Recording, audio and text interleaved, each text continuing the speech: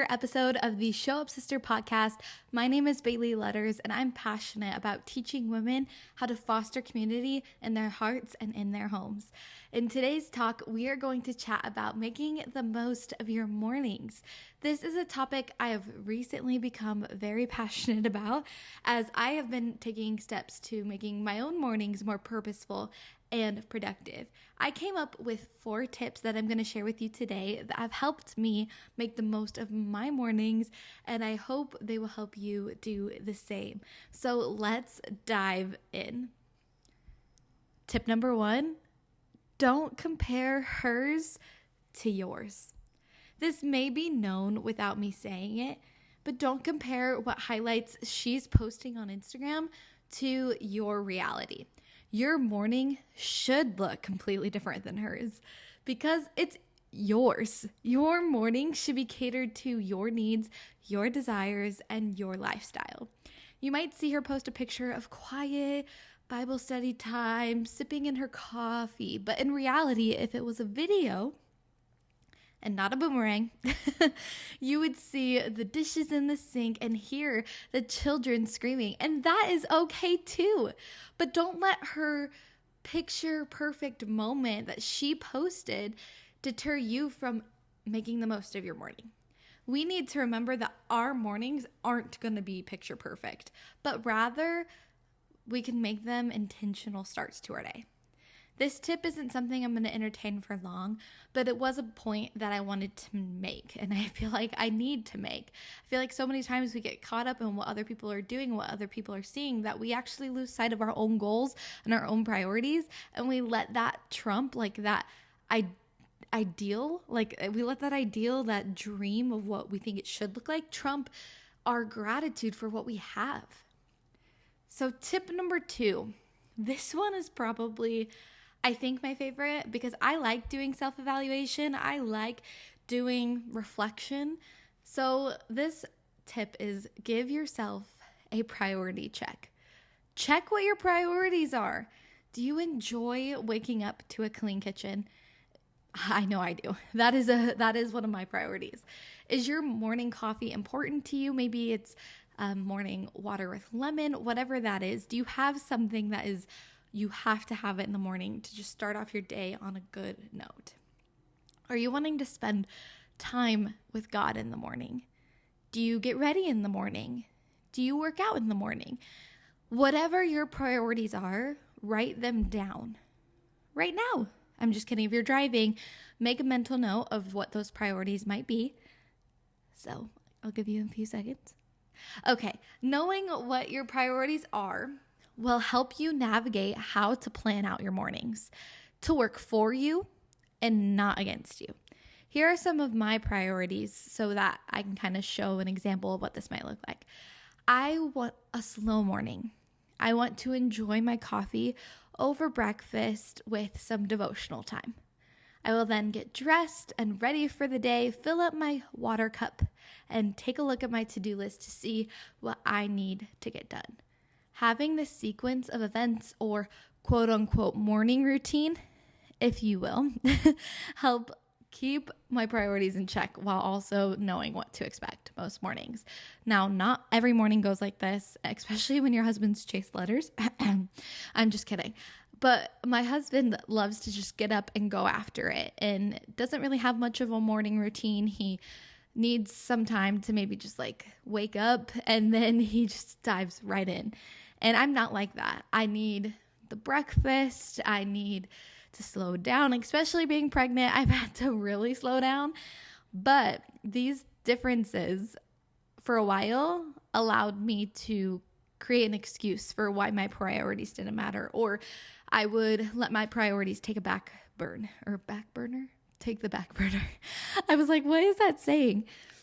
But having my priorities written down and known by both me and Chase have allowed me to really stay consistent with a morning routine. And like I said, I'm flexible and things change. So like this morning specifically, like currently as I'm recording this morning, I had some to-dos left from the day before, and I had my coffee, I ate breakfast, and I kind of went to do those to-dos before I got ready.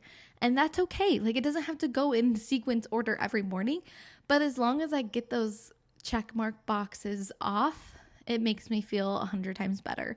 And making my bed's included in that. So I should have said that before, but tip number 3 is saved me many, many, many times.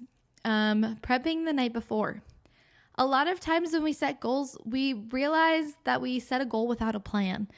I don't know if you've heard of it, but growing up, like when our teachers would teach us about goals and goal setting, they would put an acronym with it called SMART.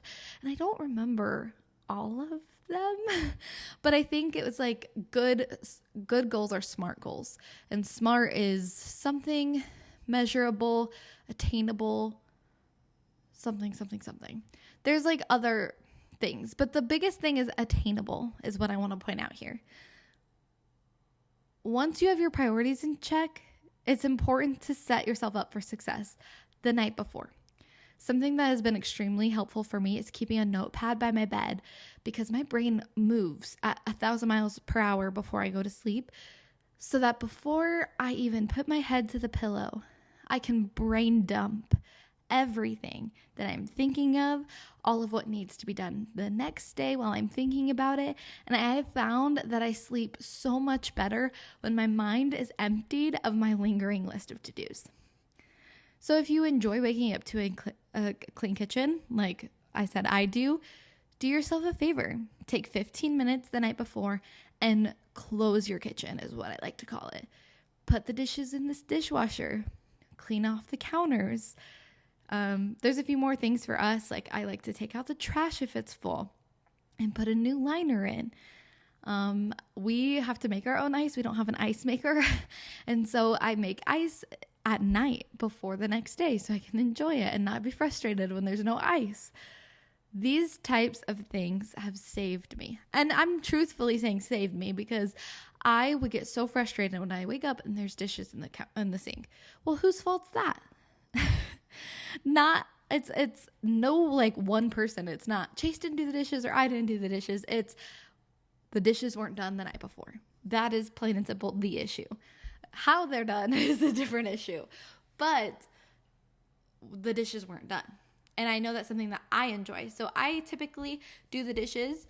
And then there's other tasks throughout the house that I say, Chase, I'm not doing this today. Can you please do it? And so we just communicate that. But I hate waking up to dishes in the sink. In fact, it actually sets me back by a long time. If there's dishes in the sink, a lot of my to-dos get put off until that's done. And so is your morning coffee something that brings you joy? And if you have a programmable coffee maker, we actually just got one and it's fabulous. But set up your coffee to be made the night before. Put that coffee filter in. Get the water in it. Set the timer. You would wake up to that smell of coffee brewing and you can enjoy your cup first thing. It's the small things that truly make the biggest differences. And so want to spend time with God without the kids awake?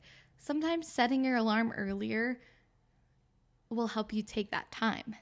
Some people enjoy doing this while kids are eating breakfast, but whatever you need to do to make it happen, do that. That is what I'm trying to say. Like now take some time. Like you have to realize, okay, this is my priority, but this is how I have to move in order to make that priority happen. So there's some work to be done. There's some things that you have to do within your power. And it's not always easy. And we're going to talk about that in a minute. It's not always easy, but it's so important. So let's take some time to see what night before prep we can do to help make our priorities happen in the morning. Take a few seconds. Think about those things. I know I probably have your brain moving in 1,000,000 miles per hour. And you're probably like thinking of all the things that you could do. But when you have time to set aside to think through these things, it really does help when creating a morning routine. Just saying. In my personal humble experience of what I've been doing lately, this has really been helpful. So tip number 4, discipline is key. When I say key, I mean the key to the lock.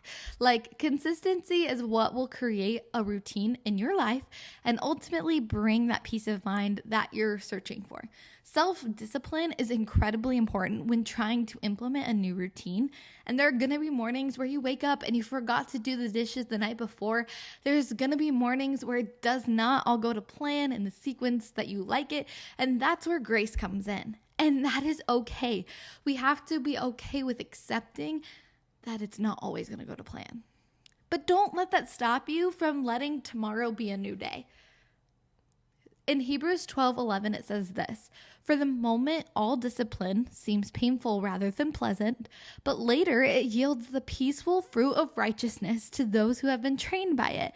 Discipline is not something that is all sunshine and rainbows. In fact, it's often our endurance and commitment to see our goals through that allow us to fully experience those maximized mornings. If we want to wake up earlier, that may mean we need to change some of our sleep habits from the night before. We need to go to bed a little bit earlier instead of watching another episode. With many things in life, change is required. Transformation needs to happen. And in order to see transformation must take place. And I like to typically start within. Because when we transform inwardly, it overflows physically. If we want to spend more time with the Lord, we need to have a transformed heart that shows, I want to spend more time with God. I want to spend more time with Him. I desire that. And out of that desire, overflow will come. Those habits will be made. Those habits will come. You will put the work to the words. But I hope you enjoyed these tips that have been very helpful for me to make the most of my mornings. They're really simple, 4 tips, but they require work. And I'm not going to lie about that. It took some change in my heart and in my mind and in my ways. And that's not always easy to do or execute. But message me on Instagram at Baylee and Beyond if you start to apply any of these tips in your mornings. I would truly love to see them. How we start our day is a great baseline for how we carry out the rest of our day. And thank you so much for listening to today's episode. And if you want more helpful tips and resources, head over to my website, BayleeLetters.com. And until next time.